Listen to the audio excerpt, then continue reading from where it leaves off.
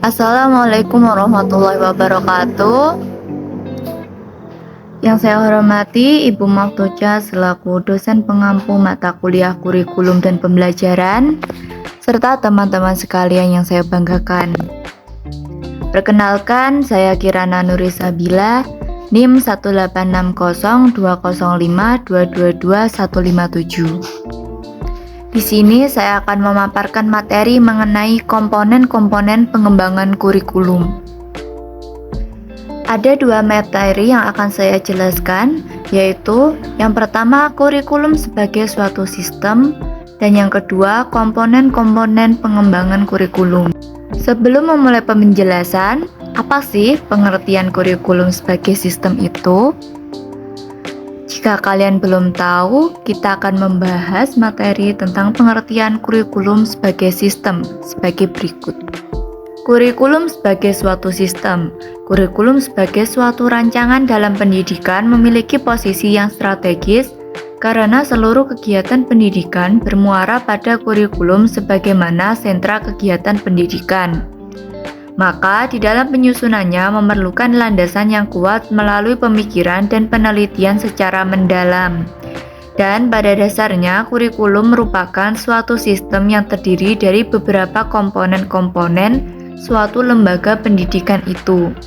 Definisi di atas memberikan gambaran bahwa pendekatan sistem dalam pengembangan kurikulum merupakan bentuk berputar dan dinamis di mana 4 komponen dari suatu model saling berhubungan. Jadi dapat disimpulkan bahwa antara satu komponen dengan komponen yang lain mempunyai hubungan erat dan tidak dapat dipisahkan. Materi yang kedua yaitu mengenai komponen-komponen pengembangan kurikulum. Apa saja sih komponen-komponen pengembangan kurikulum itu? Komponen-komponen pengembangan kurikulum dibagi menjadi 4, yaitu komponen tujuan, komponen materi, komponen strategi, dan yang terakhir komponen evaluasi. Yang pertama, komponen tujuan. Komponen tujuan berhubungan dengan arah atau hasil yang diharapkan. Merumuskan tujuan kurikulum sebenarnya sangat tergantung dari teori dan filsafat pendidikan, serta model kurikulum yang dianut masyarakat. Dalam skala mikro, tujuan kurikulum berhubungan dengan misi dan visi sekolah, serta tujuan-tujuan yang lebih sempit, seperti tujuan setiap mata pelajaran dan tujuan proses pembelajaran. Yang kedua, komponen isi atau materi. Isi kurikulum merupakan komponen yang berhubungan dengan pengalaman belajar yang harus dimiliki siswa. Isi kurikulum menyangkut semua aspek baik yang berhubungan dengan pengetahuan atau materi pelajaran yang biasanya tergambarkan pada isi setiap mata pelajaran yang diberikan maupun aktivitas dan kegiatan siswa. Yang ketiga, komponen strategi. Telah disampaikan di atas bahwa dilihat dari filsafat dan teori pendidikan yang melandasi pengembangan kurikulum, terdapat perbedaan dalam menentukan tujuan dan materi pembelajaran. Hal ini tentunya memiliki konsekuensi pula terhadap penentuan strategi pembelajaran yang hendak dikembangkan.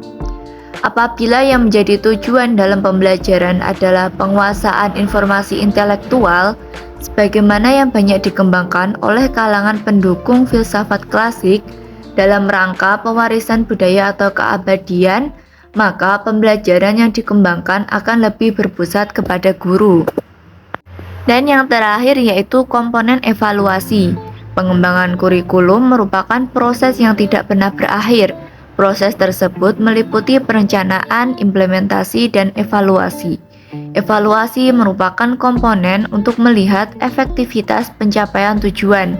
Dalam konteks kurikulum, evaluasi berfungsi untuk mengetahui apakah tujuan yang telah ditetapkan telah tercapai atau belum, atau untuk evaluasi yang digunakan sebagai umpan balik dalam perbaikan strategi yang ditetapkan. Baik, demikian pemaparan materi yang dapat saya sampaikan. Ada kurang lebihnya saya mohon maaf. Assalamualaikum warahmatullahi wabarakatuh. Thanks you for watching.